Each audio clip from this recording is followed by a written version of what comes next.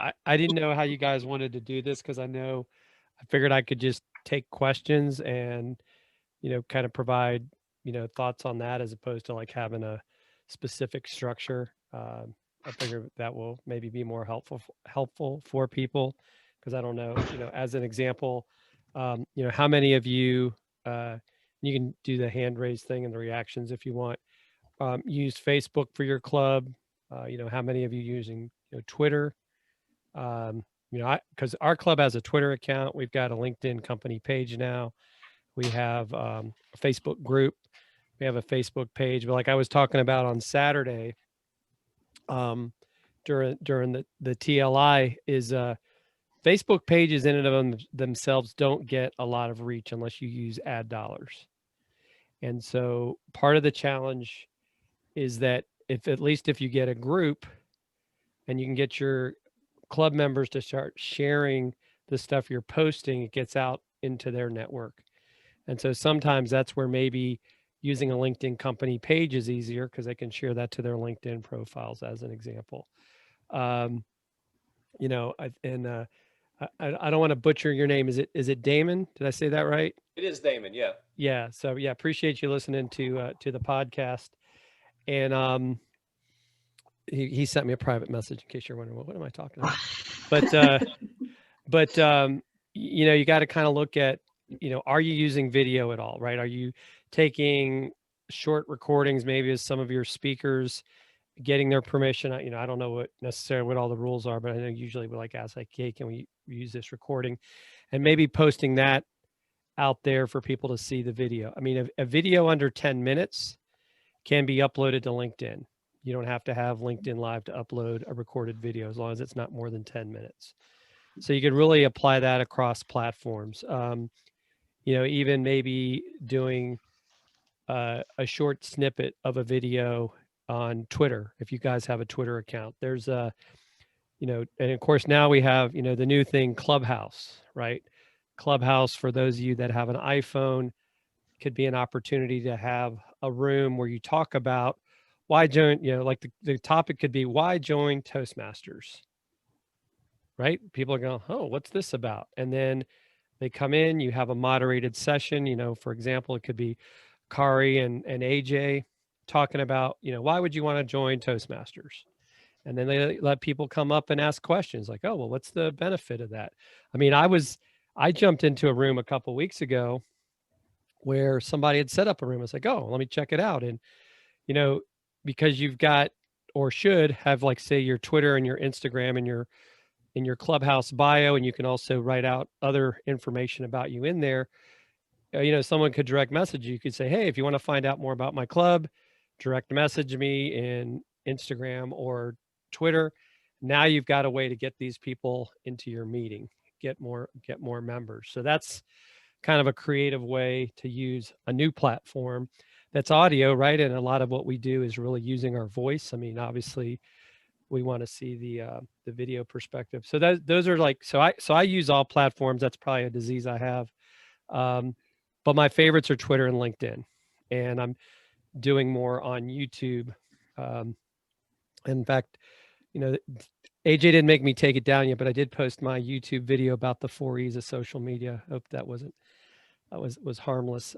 Because that's the other thing. What are your posts like? Are your posts creating people wanting to learn more? Are they wanting to engage with your content as opposed to just being a broadcaster? So those are, I think, some of the things to consider. So I'll be quiet for a minute and let you guys tell me, however you want to run it, AJ, as far as, if people want to take turns, happy to, and I've got set up to do some screen sharing if necessary as well. For those who weren't in our awesome session on Saturday, could you tell them what the 4 E's are? Yeah. So the four E's of social media is, and so this is the goal. Whenever you post on social media, your post should have a reason. And so the 4 E's are, your post should at least do one of these 4, if not more: educate, entertain, engage, or empower, And then I always throw a C in there, right? Curveball. And you should also have a call to action. The reason I say that is in the big scheme of things, if you don't tell me what to do, I won't do anything. And I sometimes call it the so what factor. And people like to be told what to do. So, as an example, like if you got value out of this post, whatever you may have said in it, or could have been even a short video, comment below. Tell me what you thought. Give them something to do to kind of take that next step. The algorithm likes engagement, no matter what platform. So if you can get people to comment and then you reply to their comments, now it's like, oh, this must be a really good post. Let's now open it up to more people. So if you're seeing posts that are getting no likes, whatever, we'll call it reactions, right? Because there's a whole slew of reactions that aren't getting reactions, that aren't getting comments. Dissect your post and say, why is it not getting any of that? Sometimes it's a matter of tagging. Each platform's a little different. Usually it's the @ sign and a person or business's name will pop up, and then you can tag it. Well, that will notify them that they've been mentioned. But you also have to be careful. Don't overdo it. I know sometimes like people on LinkedIn will just start like commenting and almost like tagging everyone in their network on separate comments. Gets a little spammy. But if you're tagging someone, make it legitimate to why you would tag them. So that's kind of my, when it comes to the strategy of posting, like why are you posting? How does it fit in there, right? It could be as simple as maybe once a week you do a post about like public speaking tips, right? Tip Tuesday. Give somebody a tip. Amanda May Gray's got some great short YouTube videos that she's done, kind of explaining ways that people can do stuff better. So maybe that can become an idea of like, what's a theme that you can provide that people start to look forward to? Like, oh, I know every week this club provides me a tip to make me a better speaker. And so then maybe, especially if you did do that, say on your public facing pages, you're gaining that interest, because really it's about building know, like, and trust. So when they know you because you're providing good content, they start to like you, then you can convert them. If you just, it's kind of the whole thing. If you try to go straight into sales, so to speak, you're going to turn people off, right? Everyone's at a different step in the journey, because somebody might be like, well, I don't know if I should join Toastmasters, but until you can get them to a meeting, a lot of them don't really understand what it's about. And then, right, every club is different. So, you encourage like, hey, go check out some other clubs, before you make a decision. Because I think it's the same thing, right? We want to be around people that we want to hang out with, whether it's virtually or in person. So I think that's another thing to consider. The strategy is, and maybe once a week you post about your upcoming meeting, right? Because sometimes we take for granted that people know that we have a meeting. So those are a couple things. But I think even by just starting out with that, the nice thing about the 4 E's is it applies to any platform, right? It's just how you create that message. Instagram's a little tough because it's more of a visual platform. I don't know if any of the clubs are using that successfully. I know we're not using that at Rising Phoenix. Sometimes it's enough of a challenge to get our members to use even Facebook sometimes. And I think the other challenge we have right now is with the things that have gone on in our country over the last several months. No matter how you look at it, people have a very jaded view right now in some cases of being on social platforms at all. So I think you just have to be realistic to that. And so that may be where LinkedIn's better, because I think people still look at that as kind of a B2B platform, and there's not as much noise. And then from the other perspective of, if I'm someone that works for a company, or I'm a small business owner, entrepreneur, and I'm looking for self-improvement, I think that's where Toastmasters comes into play. And so that may be the kind of the approach to take is how are we educating people how Toastmasters can help them, raise their abilities up, whether it's to become a better speaker, presenter, whatever. I mean, even maybe sometimes, because I know when I joined, and it's been a couple of years next month, I didn't necessarily know what was involved with the pathways, right? So maybe you do a post about, as an example, presentation mastery. What does that mean? Right? You go through this path that is going to make you a better presenter, right? You're going to be given projects and things, or, strategic communication or humor, right? Because all of us want to be stand-up comedians, apparently. But it's just things that people may not think of, I mean, what do people think of when they think of Toastmasters? Right? I mean, I think my initial view was like people learning to give toast, right? I mean, who knew what it really meant? How is it different than like the National Speakers Association? How is it different than maybe some of these organizations that quote unquote help people to become better speakers? And so that's the education piece, right? And I think, I don't know how much of a challenge it is for you guys and gals in your different clubs. Are you struggling to get a certain demographic, by that meaning age group, involved? I mean, I think, like, I know I feel fortunate. Rising Phoenix, we're a very diverse club. We've got all kinds of folks in there, young, old, different countries. It just is fortunate it's worked out that way. But I don't know what some of you guys are struggling with. So, but yeah, so that's a little bit, to start out with. Any thoughts, I comments? just want you to reiterate the 4 E's: educate, empower, entertain, and engage. Mm-hmm. Okay, got it. Yep. And don't forget your call to action. Oh, yeah, the C, call Kari, to action. Okay. if you can see your chat, Kari entered those in the chat as well, so you guys can see that there. Jim, you mentioned the Clubhouse. Can you explain how to get access to that? Is that a website, web link? It's an iPhone only app at the moment, and you have to Okay. get invited. So I've got a couple invites left because I've been active on it. So if any of you are interested, let me know, and I can get you an invite if that's something that you'd like to do. I can actually show you what it looks like. Yeah, if you don't mind. Thank you. Let me do my screen share here. I was hoping my VPE was on here, but they're not on here, so I got to take some good notes. It's really cool. I've had an opportunity to talk a little bit about Toastmasters, and a couple people followed me. They were interested in what I had to say. So, So this is Clubhouse.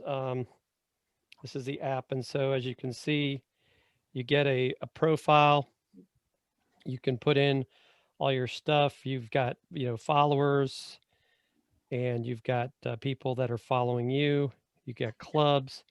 And so what happens is, so as an example, these are the rooms that are going on right now, right? So I was in this room right before jumping on here. The group is 12 people. There's 9 people on stage. That's what that second number is. And so they're all talking.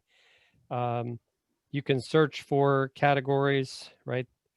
These are all these different topics that are in there. So you could create a club on, I could even search for, let's do public speaking. See if what club comes up here. Are all your followers Toastmasters? Nope. Okay. Not at all. There's a few, but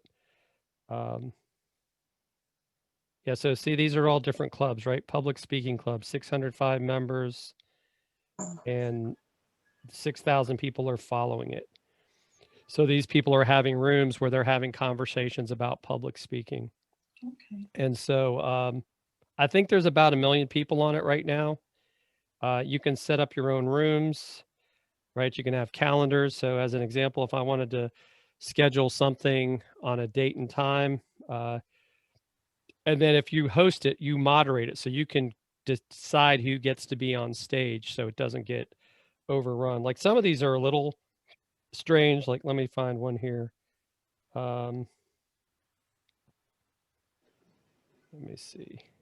I'm also on Clubhouse too as well. So it's a really good platform. And I know for sure, like, I think it's helping a lot, even with my public speaking, just being a moderator or Exactly. yeah. No, I agree. I mean, but yeah, so it's a Facebook it's an iPhone app at the moment. Definitely something to consider. If you've got an iPhone, you know, like I said, unfortunately right now it's not available for people with Android phones, whether or not that's going to come out soon. They say they're working on it, but yeah, so yeah, if you're on Clubhouse, make sure you follow me and I'll follow you back. I think that's but that's where I see you know, the potential for Toastmasters, like, you know, like Kari was saying, where you can maybe get some interaction, like especially maybe like your VPMs, right? Then go out there and maybe recruit some people by getting involved in some of these rooms involving speaking. I think it's actually a very interesting platform. I mean, I've only been on it for maybe about a month or so, and you know, but I would also say, just like all social media, you got to control your time, or you'll get sucked in, and then you'll get nothing done. So, yeah, so Very absolutely. important words to live by. Right, right. Let's see here. Yeah, so that's actually not a bad. That's a new thing. Now Twitter is coming out with Twitter Spaces, not sure when, which is also going to be an audio format. But I think that you got to, you know, that you need to look at as well. That one, let me just respond in a response here. Okay. Yeah, so I think that's a good one as well. How many of you have a LinkedIn company page for your club? 1, 2. All right. So let me pull this up first. I'm also curious about that LinkedIn Live. I wasn't even aware that was. Yeah, the live it's hard. I mean, it's only because I've been live streaming for a while, and I had an in with StreamYard when they got access to it. That's why I have it. But it's an application process. Okay. So I wouldn't, but you can still post. That's why I said you can still post videos to LinkedIn without having LinkedIn Live, as long as they're not more than 10 minutes in length. You know, pre-record a video and then upload it. All right, so let me do this. Okay, so I'm going to show you guys here in a second. If I get this to work right. This is why I'm actually using Ecamm as my virtual camera. All right, so you guys can see my browser, right? Right. Okay, so this is LinkedIn, and so as you can see here, because I helped Kari set this up, this is the District 44 page, and so you know, they're able to post. You're able to invite people to follow the page, right? The page is up to 218 followers. You can create events on a page and invite people to events. And then from the perspective of your biography, and this is one of the things that I tell people about. So when you go into your experience, okay, what I've done with, is it under here? No, it's down here under my volunteer experience. So I've got here that I'm a member of Speakers Bureau for the district. So if you click on this, and this is what something people don't always realize, this will take me to the page of the district. And so the internet will cooperate. There we go. It's a partially Zoom thing. It takes the problem is, if you don't have a page, and this applies to your experience as a business person as well, it'll take you to search results. So when I created one for our club, right, I put in my club role. Now we have a page for our club, right? Just like the district page, we're able to create events. We've got, our club officers have access to this. We don't have a ton, we've got 36 followers, but we also have these hashtags as our 3 hashtags: leadership, Toastmasters, and public speaking for our page. What that does is that allows your page to comment on any post involving those 3 hashtags. So if I were to go out right now to Toastmasters and search, these are all posts done by Toastmasters. Like this is from Toastmasters International. When I like this, okay, I like that as Rising Phoenix Toastmasters, not as Jim Fuse. Mm. And so that now allows me, if I wanted to communicate and make a comment right now, if somebody sees that comment, it's going to take them back to our page. So that's one of the reasons to really consider creating a page for your club. You can have multiple users. So the nice thing there, it's not like there's no password. That it's basically, as long as the person is connected to you, you can add them as an administrator on the company page. And same thing, right? You can even do a poll, right? So I could say, as an example, what is your biggest fear of public speaking? And then, do you guys want to give me some choices here? Can help me create this? Forgetting what you need to say. Okay.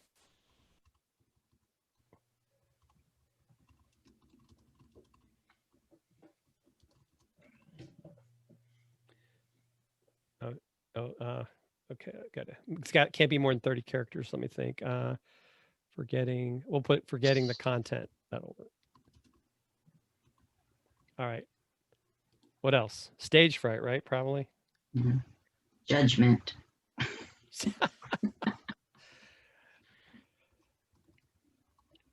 Right. I think Damon had a question. Well, to what you're dealing with right now, Jim, I'd say being long-winded, it happens to me. So Okay. I put that in there, but I was noticing that all the pages that you had set up all have the nice, they now have consistent artwork.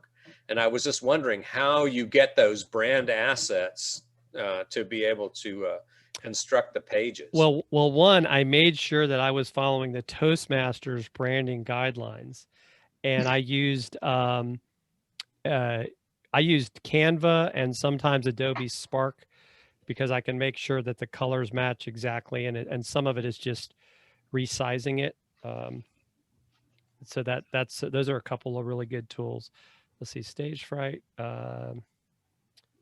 Let's see, what would be another? So any other options? Because I'm actually going to publish this poll just for you guys. I said going on too long, becoming Okay. long-winded, gassing on. Rabbit holes. Okay. All right. All right. Any other thoughts? Like, I've got 3. I can only do 4 choices, but it's still better than Facebook only gives you 2. Negative attention. Okay. And we'll make this last for 2 weeks. Done. And what's nice about polls, and I can also say, what is your biggest fear when it comes to public speaking?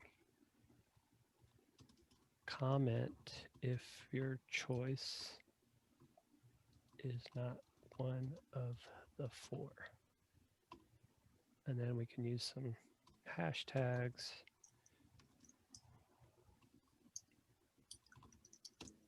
Help if I could spell.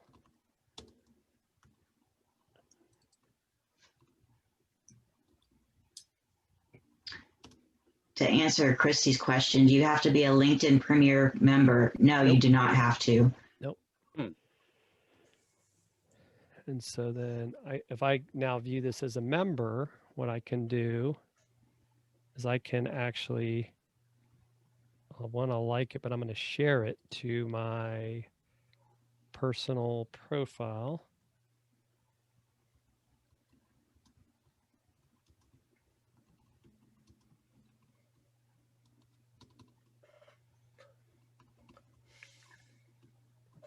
And the reason I use hashtags on LinkedIn is because people do search and follow hashtags on LinkedIn. And so you may have seen when I showed the 3 that there was about 4,000 people following Toastmasters specifically, but there were a lot more that were following like public speaking. And so you can research that by putting it out there. So that will be in a couple of Use places. leadership and leadership development, personal growth. There's a lot of good ones out there you can use as hashtags. Right. But that, yeah, so that's one of the things. Let me think if I can know somebody. And I wanted to show you guys. Maybe my friend Jeff. And I'm picking on one of my friends, right? And we're coming up on 8:30. Wow, time goes flies. by very He quickly. listened to me. But we got all can his stuff stay in on there. longer. We can stay on a little longer if you'd like, because I think Jim is providing some really great content and information. So you can hang on and we'll hang on as well. Maybe Jeff. I know, right? And if you have questions, go ahead and throw them in the chat. So So Jeff Jeff- Sheehan. Yeah, he may not have. Yeah, so here's an example, right? So Jeff is a speaker at Sheehan Marketing. And when I click on it, though, because I don't think he has a page, see how it goes to the search results? Because he doesn't have a company page. And so if I was looking for a marketer, now it's coming up with other people and other company results. And so I'm now no longer in his ecosystem. So that's one of the reasons you might want to kind of take a look at that as one of those things to consider with LinkedIn for your different organization, or for your clubs in general. And like I said, the nice thing is it's easy. Like once you become an administrator, make other people administrators as you change roles. It's not like, oh, we forgot the password to the page. How are we ever going to get into it? So as long as everyone that wasn't involved doesn't leave the club, you'll be fine. So yeah, so that's kind of my LinkedIn guidance to you guys in that regards. Yes, I definitely can go a little bit longer if you guys would like. Let's see. Yeah, so posting strategies for Facebook, I would definitely say you guys need to start doing video. Video is the biggest reaching thing on Facebook. I know it probably terrifies everyone to think about going live on Facebook. So start out by maybe going live if you've created a Facebook group for your club, maybe start out there. Maybe you have a club officer do a short video like, hey gang, here's what we got coming up this week. Just get used to doing it. It doesn't have to be long, 3 to 5 minutes. I mean, I do, I look, I could show you, or I'll make you go to my page, the Tim and Jim Show.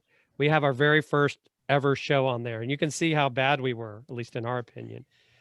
That was over 2 years ago, but we've done it every week. We've got over 100 shows now. You're going to get better, right? If I can do it, you can do it. I mean, I'm almost 55 years old, so I don't want to hear any excuses from anybody that's younger than me that you can't do live video. So it's not going to work. Yes. In the age of virtual meetings, aren't all videos going to look approximately the same? Not necessarily, because as an example, one of the things I'm able to do is I use programs like Ecamm. And so as an example, I can run a ticker at the bottom of my screen. You see how I've got that ticker there, how to drive traffic to your podcast using Twitter. So you have to start to think of, how do I use programs to create graphics, overlays. I mean, at first it's just like, it's Zoom at first, but how do you get better? And that's that, I like to say, get better 1% at a time. And sometimes just having that genuine, authentic message in a video is the way to get started, right? I'm going to go live every Friday for 3 minutes and talk about like what we've got coming up in our club. It's kind of like, hey, here, maybe it's the president. We're really excited. We've got so and so speaking about this, that, or the other. Make sure you invite your friends, right? Because if people start to know that you're going live, they can interact. Right now, we're getting that engagement, right? Then, if you start to get a little confident, you've done it in the group. Now, take it to your page, and that's where you'll definitely get more reach. But somebody's got to be the, I guess the brave one. But I would just say, just get started. And that's definitely the way to do it. Got a question in the chat about what do you do to manage your time on social media? Calendars. Limit your time on social media. I can set, I'll like on Twitter, I'll go on in the morning for maybe 15, 20 minutes, maybe in the middle of the day. Now I do some Twitter chats, but those are on my schedule. Like, normally on Thursdays, I'm a part of a chat called Twitter Smarter. It's from 1 to 2 o'clock. So I know I'm going to be on Twitter for an hour. But I think the biggest lesson I learned was to control, even with Clubhouse.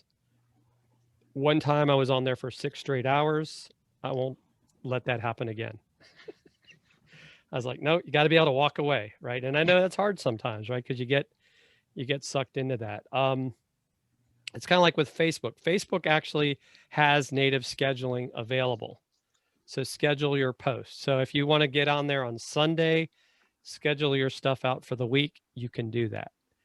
You can say what time you want it to go, things of that nature. So I think scheduling is important. And then what you could do is maybe go on at, a certain time every day just to see if there's been anybody commenting on your post and respond to those comments. But it shouldn't be something that you have to be on 24/7. I don't think I know there are people out there, but I personally don't think it's realistic for people to expect an instant response when they ask a question or something is posted, because we all, need to have a life. So that would be my perspective. Maybe set a timer when you're getting on social media. You could, because it's my I guess full-time job. I don't necessarily do that. But I definitely, because of that, I have to say, okay, I know I've got to be careful about, because it's like, you got to have a purpose. Like, okay, I'm going on social media to do X, Y, and Z. Like I know, I had a show today on Amazon, show's over. Then I got interviewed on another show. Then I spent a little time on Clubhouse because I knew we were going to have this. Tomorrow I've got a show, right? So I know I got to prepare for that show. So I'm not going to spend a lot of time on social media prior to that, because it's like I got to get other things done. And so I think as club members, some of it is, as an example, I think as long as you can build a system, as an example, you can have multiple administrators on your pages. I mean, all of our officers have access to our Facebook group and our Facebook page. So any of them can post, because otherwise, what if the pressure becomes that you're the only one that can post? Then it's kind of like, well, why aren't you? It's like, because we all have lives, right? This is all volunteers. So I think the more you can kind of spread the wealth, I think that's also something that is worth looking into as well.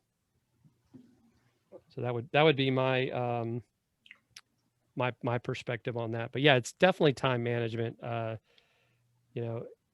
One of those skills we have to continuously work on, because I can't say that I was always good at that. But my joke is my wife and I, before we got married, went to the British Virgin Islands for a week. So I had no internet. So I had to get off of social media for a whole week. And I was like, I can live without it. And so I was able to not get back to where I was always on the phone, doing the stuff. And I was like, you know what, it's just, you got to strike that healthy balance. So I think that's what I would tell you all, or I would recommend that you definitely,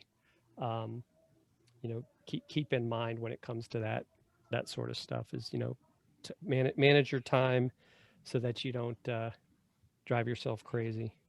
And at the end of the day, right, this is all to just, you're trying to help other people, right? You're not, you're not getting paid for this. You know, don't take things personally. I think sometimes people get caught up. That's the other thing is you're going to get trolls once in a while. Shut them down, block them, delete them, whatever. Don't get into, I guess what would I call it, right? It's like, how many people's mind have you changed on Facebook about politics or religion with comment 0? I don't post anything to do with politics or religion on any social media, personal or professional. I just don't see any reason for it. And I think it keeps your sanity.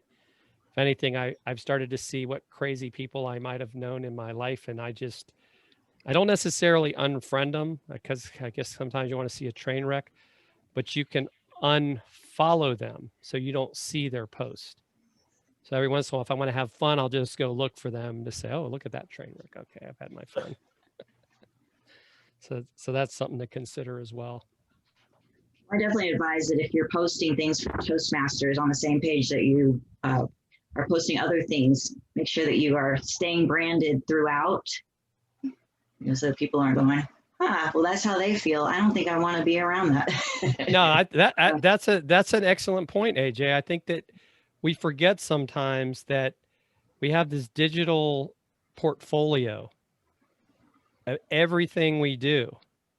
And so you post something thinking, oh, but then they'll go like, look at your, oh, well, this person is part of this group and part of that group. And it just, yeah, no, that's an excellent point. And I think that's something you definitely want to consider and see. And then you have challenges like this on Zoom where you've got your, yeah, my granddaughter found me.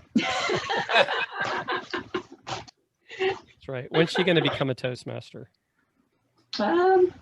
We have 13 years. Yeah.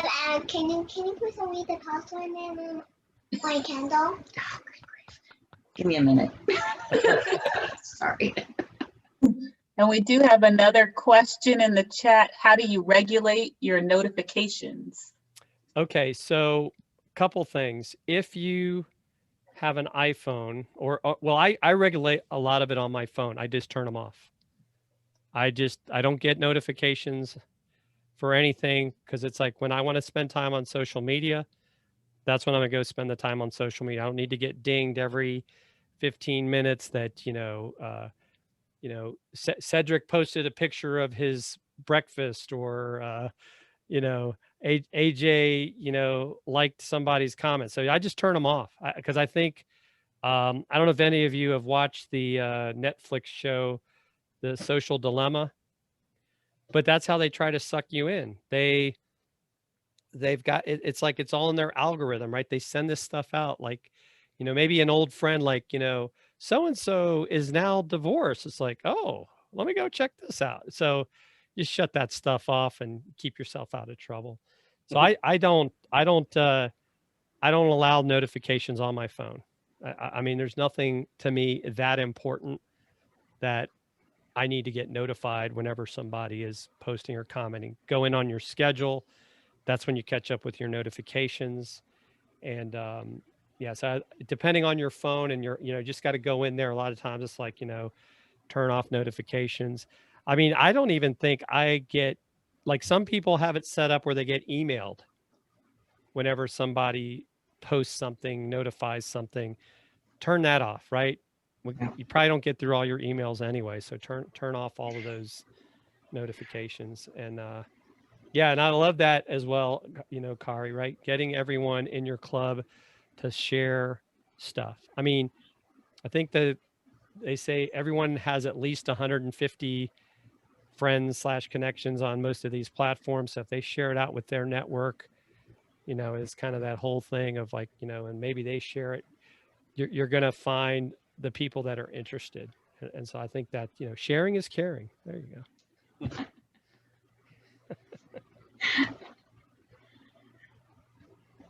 Kari, what are you going to say?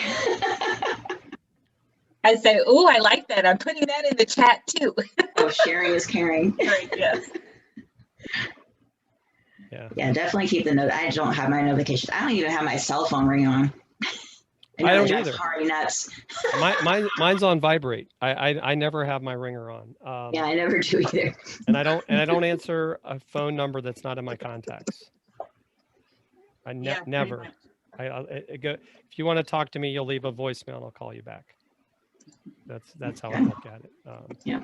Because otherwise you'll never have time to yourselves, and you all deserve that. So that would Absolutely. be what I would say. But yeah, no, I mean, any other questions or comments?